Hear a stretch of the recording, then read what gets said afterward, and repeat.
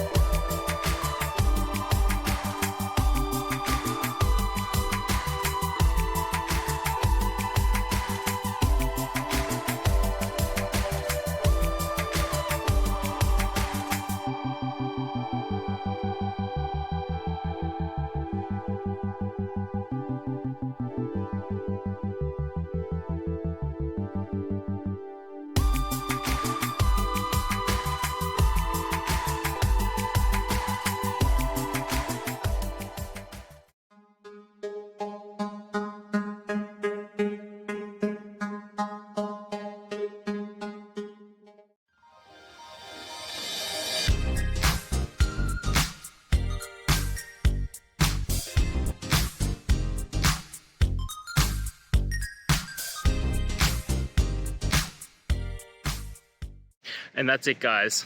We've gone through. I hope you found your resolution and found the answer you're looking for. If it helped, please hit subscribe. Really appreciate it. And be on the lookout for more technical help videos. Have a good one.